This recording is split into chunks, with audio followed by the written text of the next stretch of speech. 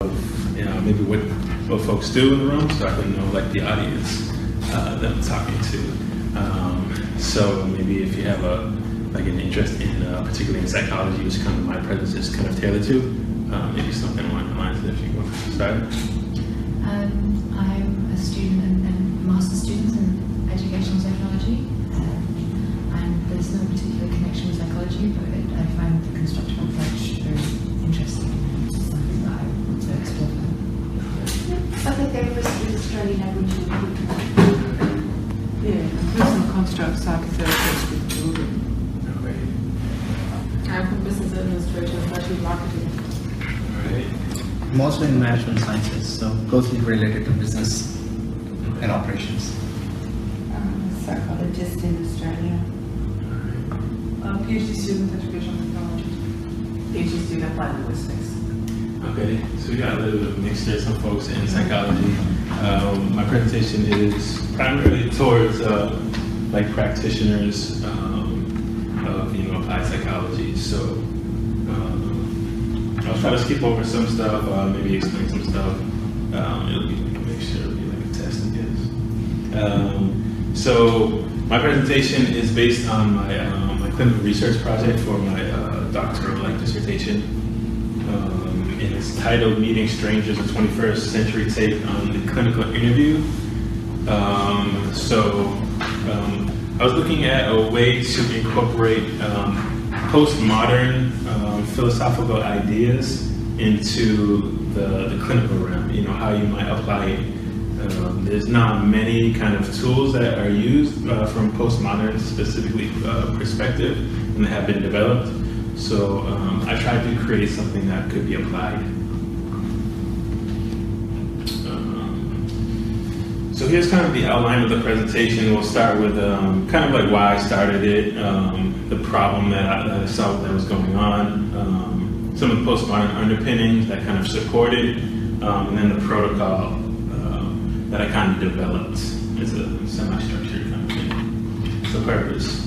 So I wanted to revisit the foundations of the medical model as it was adopted into psychology. The medical model obviously came from a model used predominantly in medicine before the advent of psychology around the late 1800s. I wanted to gather the attitudinal approach that supports the medical model and how doctors in their attitude approach ideas of mental illness or physical illness, and then how psychologists adopted that attitude and kind of used it to use that in kind of a mental illness using the same model. Values and objectives of the practice under the medical model, and then the theoretical inconsistencies. So kind of more of the purpose was to investigate the theoretical underpinnings of the current approach and kind of like a new approach, explore alternative foundations using postmodern theory, and also stimulate discussion on how to integrate new diagnostic principles and therapeutic goals. So I think that's kind of like the main benefit that this kind of study derives, is just to create kind of like conversation, stimulate ideas. I don't think that the protocol I developed is anything revolutionary or will change the world as it is, but I think just to stimulate conversation is a good thing from where postmodern protocols and tools are at as of now. So significance to challenge some of the ideas, explore the postmodern paradigm, stimulate postmodern conversation, add to the thin body of applied methods. Training tool for future clinicians. That's kind of why it's a semi-structured protocol, because I figure you need some structure when you're teaching others and when you're kind of trying to implement a confidence to kind of take upon as your own as newly developing clinicians. I wanted to dissuade the clinicians that are now practicing from premature foreclosure into ideas about what's going on. As of now, you're trying to make a diagnosis probably at the first session so that you can bill their insurance. So that's kind of a premature foreclosure in my mind. So it's try to prevent that and establish grounds for strong rapport at the outset of the relationship as my kind of like some of the research will show, there's kind of a problem with dropout, attrition, and even reluctance to seek a psychologist or a therapist, and also the stigma that prevents people. So if we can get somebody in there from the first session who might have a high probability of dropout, we can at least kind of stimulate a relationship from that first outset, stimulate some growth from there, and create positive momentum from that first relationship, from that first session, rather than wait into the second and the third one. The first one is primarily, as it is now, conducting an assessment. It's not focused for future growth. So it's primarily for the clinician and for insurance as it is. So what's going on? Some about the problem, like I said, dropout reluctance. So some of the prevalence of it, the stigma of seeing somebody for your quote unquote mental problems is probably a little bit more stigma that's associated with kind of like a physical problem. There's a lot of value incorporated in kind of a mental problem that, it's my fault, whereas physical sometimes can be easier justified as being something that happened to me, nothing that I did. It's something that I did. So stigma can also affect like one's projection of social opportunity they'll have in the future. It can have associations with justice in the legal system, the stigma, obtaining healthcare in the future, and self-esteem. Declining to get treatment could tie into that stigma, tendency not to seek treatment, a low perceived need or desire to handle, low perceived need while you're dealing with problems, and a desire to handle it on its own. I think that ties into, one's proclivity for autonomy and to be able to be independent, a cultural kind of thing. Attrition, leaving early,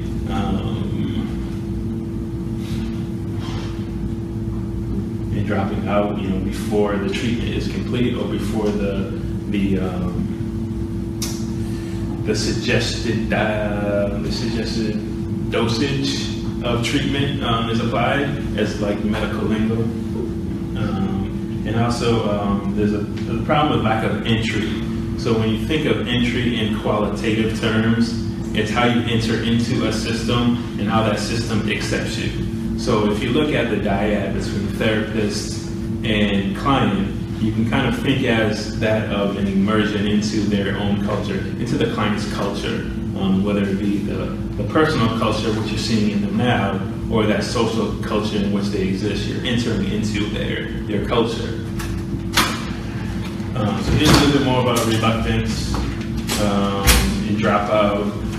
This is said to be about 1/3 of a prevalence rate of mental illness in which someone doesn't seek out services at any given point in time in their life. And dropout, is kind of not well understood because there's many factors that play into dropout. Because you don't hear from them again, so you don't know if they got what they needed. You don't know if they turn it away because it doesn't fit their cosmology. You don't know if they're embarrassed, or if you don't know if it didn't work. So there are some theoretical problems with attrition and dropout, but it is considered by many to be still a problem. So more about like the stigma.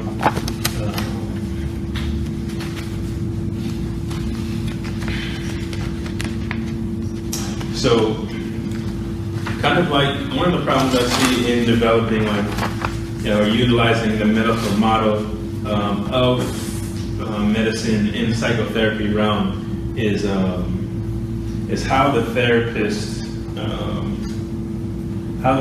is approaching their clients. So in science and in medicine and in some of the harder sciences, you're supposed to be objective. So you're supposed to be separate from, right? That's a main value of the paradigm of modernism. So some of the ontology is also important too in discussing like the nature of the universe in which the therapist or the clinician or the scholar. So it's a materialistic, Cartesian, subjective by kind of assumption on the world. You are separate from the other. And that's why there's this objectivity that's assumed. The epistemology is logical positivism, and you're coming to know it by experimentation, cause and effect, something that you can replicate. Some of the values are cosmological analysis, hard-nosed science, predictability, control, reliability, dispassionate skepticism, and objectivity. These are all medical model values. It's things that you're adopting from this paradigm of modernism. And this is especially problematic as you can kind of anticipate for the psychologist as a scientist, right? So how is it you're dealing with somebody else in the room and you're approaching this practice as a scientist? Is that going to be beneficial for the psychologist to approach this relationship in a cold, logical, analytical way, in a hard-nosed, rigorous predictability, control, reliability, and dispassionate skepticism? Is that going to be beneficial for the psychologist as a scientist to practice in that fashion in the realm of psychotherapy? A little bit more about the medical model and how values can arise and problems and clashes in one's cosmology. So if the therapist has a cosmological assumption that truth can be found through this kind of like method, but yet the client holds a cosmological assumptions otherwise that don't kind of entail that truth can be known, and maybe they have a different spirituality in which they're all one, everybody's one, and there's a clash there. And the therapist has kind of the assumption that theirs is right because they hold the idea that truth can be known and that through this process they can know what the truth is. So there's a very conflictual kind of like underpinning that could possibly arise in that. A little bit about modernism here, which I kind of touched upon. There's a great problem of reification, and this is how you get like diagnosis, and this is how you kind of treat diagnosis with a particular method. So you're trying to get at the cause and effect. You're treating the cause of something with a method. So you're looking for a causal relationship, and you're identifying this cause as the illness, as the medical model or as the doctor views a cancerous cell, right? And you're applying the treatment. Same model concept that psychology has applied, but reification is a kind of a peculiar thing. And I'll just read this because I think it's incredibly interesting, and it's not by someone who you might anticipate, by B.F. Skinner. Skinner says, similarly, we begin by observing a preoccupation with a mirror, which recalls the legend of Narcissus. We invent the adjective narcissistic, then the noun narcissism. And finally, we assert that the thing presumably referred to by the noun is the cause for the behavior which we begin. So you can see how this not only might work in the diagnosis of narcissistic personality disorder, but also in other problems or other diagnoses such as depression or an anxiety disorder. It's the reification of this as though it's something real to be treated. So it's very kind of an interesting quote that I came across surprisingly by Skinner. Edward, can you put it on slideshow because it'll be bigger? Oh, okay, yeah, sure. Yeah. So part of this model in getting to know what is true and what is real is the process of standardization. Standardization is kind of one of the has a relationship to being objective. So when you're objective to something, you can standardize it to know the cause and effect. Standardization is basically to approach it in the same way repeatedly, so then you know your outcome is not because of you. This has values of separation, okay, and to remain objective in practice. So postmodernism, these are some of the modernism versus postmodernism ideas. Modernism has objectivity, individualism, materialism, linear causality, the therapist authority as the one who can know truth and who has greater insight into truth, the factor discoverable, quantitative methods and validity, postmodernism, some of the other things that into subjective reality, contextualism, like that you can't necessarily separate the person nor the condition from the context in which they emerge, co-creators of reality, knowledge is created,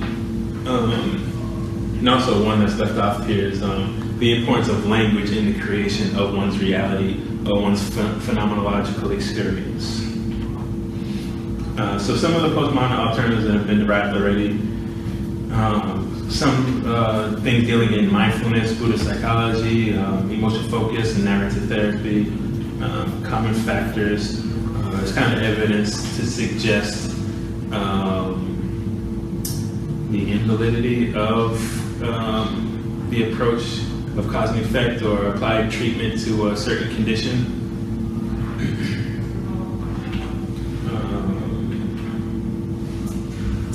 So one of the ideas, the great ideas that I kind of incorporated into this model was the idea of holism, which is a postmodern idea, but it's also like the yin and yang kind of like symbol, and it kind of, I think at